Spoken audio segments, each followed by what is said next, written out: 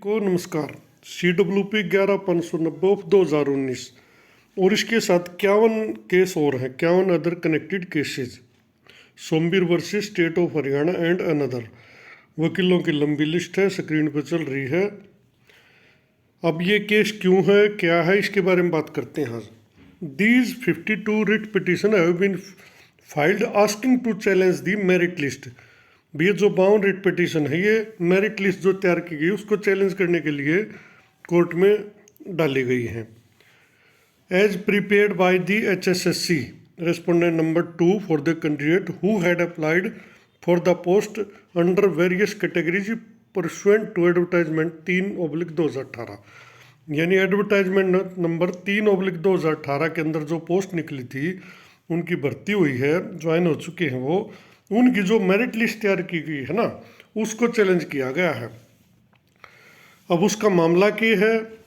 N argument बहस के दौरान as addressed by the learned counsel for the petitioner, जो पिटिशनर के वकील हैं उन्होंने बताया, is that commission has adopted a pick and choose method.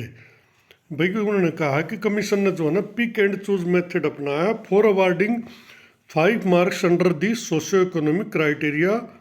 यानी कि जो सामाजिक आर्थिक मानदंड के 5 नंबर देने हैं, उनके लिए जो ना कमीशन ने मनमर्जी का रवैया अपना है, यानी जिसको मर्जी उसको दे दिए, या जिसकी सिफारिश है या जिसकी सेटिंग है कुछ कह ले उसने उसको दे दिया, जिसकी नहीं थी उसको नहीं दिए। Who claim to be fatherless, जो कि फादरलेस का क्लेम करते थे, मतलब पितृहीन, जिनके पिताजी ना हो, उसके लिए भी कुछ शर्तें हैं। उसके लिए बैकग्राउंड बनाएंगे तो वही बताऊंगा मैं।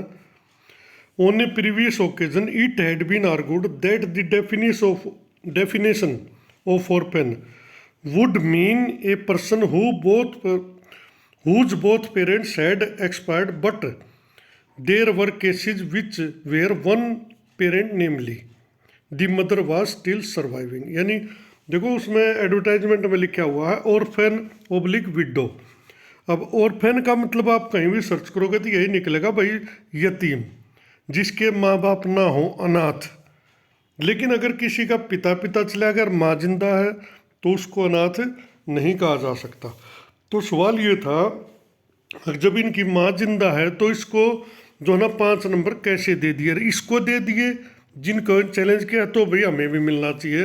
पिटिशनर की ये मांग है। भाई इसकी भी माँ जीवे, मेरी भी जीवे, लेकिन इसको तो 5 नंबर दे दिए, मेरे को ना दिए। सीधी भाषा में यह है। The commission had undergone the exercise of preparing A chart of those candidate. Commission ने जो ना उन कैंडिडेट का एक चार्ट बनाया है, जो 5 मार्क अगर उनके विड्रा करते हैं या उनको दिए गए awarded to them on account of mother being alive or withdrawn. तो एक चार्ट लेकर आए थे कोर्ट में, भैया ये कैंडिडेट जो है ना बाहर होंगे अगर इनके 5 नंबर लिए जाते हैं। तो श्रुति जैन ने जो है ना सबमिट दी under the socio economic criteria apart from person being orphan there were other condition impose. जो श्रुति जैन है उन्होंने कहा कि भी केवल ऑर्फन नहीं, इसके अंदर और भी कंडीशन इम्पोज थी। ठीक बात है भाई, थी। Learn counsel for the petitioner would submit that the court prepared that the chart prepared by the commission in fact is incomplete. यानी जो वकील साहब हैं रविंदर सिंह ढिल्लों ने कहा कि जो HSSC ने चार्ट तैयार किया वो इनकम्प्लीट है, अधूरा है। And they have mentioned several roll number in their writ petition, और उन्होंने अपनी रिट पिटिशन में बहुत सारे नंबर जो ना लिखे हैं, दिए हैं। Where the benefit of 5 marks has been given to the selected candidate whose mother is alive and they would also be entitled to parity. और उनको भी जो है समानता के अधिकार के तहत मिलना चाहिए था। भाई वकील तो अपने पिटिशनर के लिए बोल लगा। Learned counsel for the petitioner had taken some time to inspect the record. तो भाई इसके लिए जो है ना 3 वकीलों की कमेटी बनी थी, और वो जो है ना इस रिकॉर्ड का एंटी करप्शन ब्यूरो में जाकर सारा रिकॉर्ड को इंस्पेक्ट कर उन्होंने एक रिपोर्ट सबमिट की परसों, यानी कि 27 तारीख को जब इस केस की सुनवाई थी। A report duly signed by 3 advocate, 3 advocate थे उसमें, Ravindra Dhull, Rajat Mor, Vishal Sharma. This report pertains to inspection done of the entire record as had been place. इन्होंने जो है ना सारे रिकॉर्ड का जो है ना इंस्पेक्ट किया, उसको जांच की, जो कि एंटी करप्शन ब्यूरो के पास है।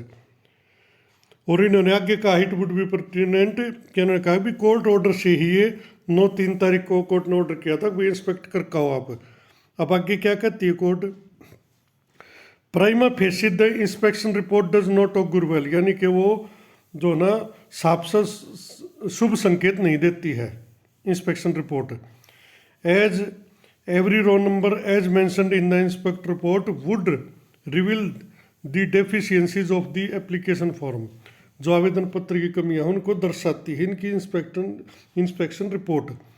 On a comparison of the roll number as mentioned in the chart prepared by the commission, भाई एक रो नंबर जो है दे रखा है 90 31 05 95 16, which finds mention in the inspection report as well, जो दोनों रिपोर्ट में दिया गया है, सरकार की में भी वकील साहब की में भी। दिस स्क्रूटनी फॉर्म एबसेंट, उसके जो है रिकॉर्ड में तो स्क्रूटनी फॉर्म ही एबसेंट मिले, यानी कि गायब मिला। Marks not claimed in the application form, जो एप्लीकेशन फॉर्म है उसमें कोई भी 5 मार्क क्लेम नहीं किए गए हैं। And no document regarding the fatherless orphan certificate stand attached, और कोई भी डॉक्यूमेंट जो है ना फादरलेस का या ऑर्फन का उसमें अटैच नहीं किया गया है। इसी प्रकार 2 रो नंबर और दिए गए हैं, उनके में there is a overwriting on the scrutiny form, उनके स्क्रूटनी फार्म में ओवर राइटिंग है जो कि नहीं होनी चाहिए। And cutting in the same, और कटिंग भी है। ये रो नंबर है भाई 90 311 79 409 90 311 88 903। हालांकि इस रुपये को उदाहरण दिया है कोर्ट ने। Row number 90 312 60 136 pertains to a candidate whose resides out of Haryana, यानी कि हरियाणा से बाहर का निवासी, और उसको भी 5 नंबर दे दिए, जबकि उस समय तक रूल नहीं था। और उसके मदर जिंदा है। And no orphan certificate is attached with, और उसकी माँ जिंदा है, कोई भी ऑर्फन सर्टिफिकेट जो है अटैच नहीं है। These are just a few of glaring example, ये जो ना कुछ एग्जाम्पल ही दिखाने के लिए। अब श्रुति जैन गोयल डीएजी हरियाणा, उन्होंने कहा कि भाई उन्होंने जो है रिपोर्ट को पढ़ा नहीं है, उसकी जांच नहीं की, इसलिए वो इस विषय में ज़्यादा नहीं कह सकती। पहले वो has not inspected the record, तो उन्होंने जो रिकॉर्ड है उसका इंस्पेक्ट नहीं किया, इसलिए वो चाहती हैं पहले वो उसको इंस्पेक्ट करे, उसके बाद ही वो कोर्ट को बता पाएंगी इस विषय में। The court submitted report as submitted in the court today raises serious doubt, जो कोर्ट में सबमिट की गई है 3 वकीलों की रिपोर्ट, वो सीरियस संदेह दर्शाती भाई about the process of being fair, जो कि दावा किया जा रहा फेयर है वो नहीं है, उनको मतलब उस पर शक की सुई उठ गई है। But without affording the learn state council, लेकिन वो लर्न स्टेट काउंसिल की बात को सुने बिना और उसको पूरा मौके भी दिया बिना को उसको अपॉर्चुनिटी मतलब देनी पड़ेगी, और इन्होंने उसको दी है। No further order can be passed, और इसलिए कोई ऑर्डर इसमें पास नहीं किया जा सकता जब तक सरकारी वकील या अटॉर्नी जनरल ऑफ हरियाणा वो कोई राय इस पर नहीं देते। Therefore miss Shruti Jain Goyal DAG Haryana is given permission, तो जो है ना डीएजी को परमिशन दी जाती है इंस्पेक्ट द रिकॉर्ड, जो कि एंटी करप्शन ब्यूरो में है, एनी डे बिफोर 7/4/2023। अब इसमें नेक्स्ट डेट 7/4/2023 लग गई है, और उसमें जाकर इनको इंस्पेक्ट करना पड़ेगा, और उसके बाद कोर्ट में अपनी रिपोर्ट देनी पड़ेगी। और जो HSSC सेक्रेटरी है मिस्टर विराट, वो भी would be associated besides one of the 3 advocates, और इसमें जो है ना वकील साहब के साथ इनमें से एक कोई भी लेना पड़ेगा, और सारी कमेटी ही बनकर ये जाकर अपनी रिपोर्ट सबमिट करेंगे कोर्ट में, उस रिकॉर्ड का इंस्पेक्शन करके। Before inspecting the said record, जो रिकॉर्ड को इंस्पेक्ट करने जाने से पहले श्रुति जैन जी रविंदर सिंह ढोल जी को इन्फॉर्मेशन देगी अबाउट दैट, वो उस डेट पे इंस्पेक्ट करने वाले जाने वाली, और साथ में इनको भी जाना पड़ेगा। Let the record pertaining to the roll number as mention in the inspection report be produced in court, तो जो ये इंस्पेक्शन रिपोर्ट अभी 3 वकीलों द्वारा सबमिट की गई, इनके जितने भी रो नंबर इसमें मेंशन किए सब का रिकॉर्ड जो है ना कोर्ट में लाया जाए। On the next date of hearing record of candidate having roll number 31,840 045 12 who had applied for the post of sub inspector under category number 4 be also brought, तो जो यूरो नंबर मैंने बोला है इसका भी रिकॉर्ड कोर्ट में लाने के लिए बोला है। यानी जितने रोल नंबर चैलेंज किए गए सबका रिकॉर्ड लेके आओ और इंस्पेक्ट करके आओ और अपने इस विषय में अपना जो भी हलफनामा है, वीडियो है, जो आपकी रिपोर्ट है वो दर्ज कराओ। लिस्ट ऑन 11/4/2022, इसमें जो है ना 11 अप्रैल की डेट लगी है। टू बी टेकन अप, 2 बजे जो है ना केस को सुना जाएगा, यानी कि डे टू डे इसकी सुनवाई हो रही। पिछले महीने से इसकी 4-5 तारीख लग चुकी है। तो मेन बात क्या है, सीरियस इशू हो रहा है और भर्ती पे काफ़ी फर्क पड़ेगा। 3-4 साल इनको नौकरी करते हो लिए, अब ये इशू बड़ा हो चुका है। बाकी देखो सरकार अपनी रिपोर्ट में क्या कहती है, HSSC क्या कहता है, हर सरकारी वकील क्या कहती है। अब मैं आपको दिखाता हूँ वो एडवर्टाइजमेंट। हाँ जी, ये वो एडवर्टाइजमेंट है। एडवर्टाइजमेंट 3/2018, पब्लिकेशन हुई थी 16/4/2018 ने। 28/4 ओपनिंग थी, 28/5 क्लोजिंग डेट थी।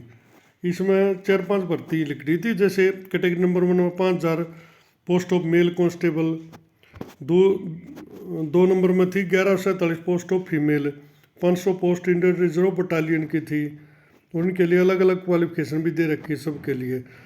400 पोस्ट सब इंस्पेक्टर की थी, मेल की री एडवर्टाइज हुई थी। 63 सब इंस्पेक्टर फीमेल। और ये जो पोस्ट है ना, ये इसमें अंडर चैलेंज हैं। अब इसमें देखते हैं वो कॉलम जो ऑर्फन वाला, उस पर जिस पर बात चल रही है, थोड़ा उसके लिए जानना जरूरी है भाई। मैटर के था क्यों कर चल रही हो, क्यों ये केस हुए।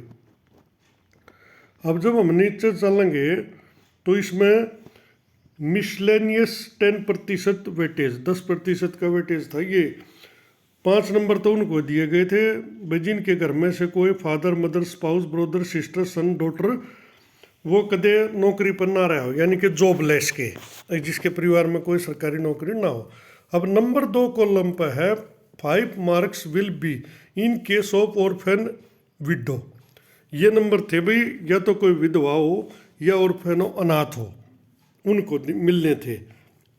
अब इसके अंदर आगे जाकर 2-3 कॉलम और दिए हैं। वो क्या है, if the applicant is A window, अगर एप्लीकेंट विडो है भाई उसको 5 नंबर मिलेंगे। नंबर 2 पर था if the applicant is a first or second ward, पहला या दूसरा बच्चा हो of the deceased whose father died before completion of 52 years, यानी कि पहला और दूसरा बच्चा और पिताजी की मौत 42 साल पूरे करने से पहले हो गई हो, उसके 5 नंबर मिलेंगे। ठीक है। अब नंबर 3 था if the applicant is a first or second ward, पहला या दूसरा बच्चा हो applicant, and his her father had died before his her completing 15 year of age, यानी उसके पिता की जब मौत हुई हो तो उस बच्चे की उम्र जो है ना 15 साल ना हुई हो। अगर 15 साल से ऊपर होगी तो भाई ऑटोमेटिक बात है वो उस क्राइटेरिया से बाहर आ जाएगा। तो इस क्राइटेरिया था भाई, या तो बच्चा 15 साल से नीचे हो, पिताजी की उम्र चाहे ज़्यादा भी हो 42 से, या बच्चा चाहे ऊपर हो लेकिन पिताजी को 42 साल की उम्र पिताजी की ना हुई हो। ये क्राइटेरिया था विडो का। अब ऑर्फन का मतलब सीधा सीधा होता है अनाथ। अब अनाथ के नंबर देने के लिए तो भाई दोनों माँ बाप ना हो तभी मिल सकते हैं। यो केस है इसका पूरा, इनमें दावा किया जा रहा है कि इनमें अनाथ के नंबर दिए गए हैं, जबकि अनाथ के नंबर जब मिलेंगे जब दोनों की माँ बाप दोनों की डेथ हो रही हो। अब जो पिटिशनर है वो क्या है भाई, जैसे जिसको भी चैलेंज किया है भाई इसकी माँ जिंदा है तो अनाथ के नहीं मिलेंगे, और अगर इसको अनाथ के दे रहे हो तो मेरी भी माँ जिंदा मेरे को भी दो। सारा केस यो है। बाकी देखते हैं कोर्ट क्या डिसाइड करता है।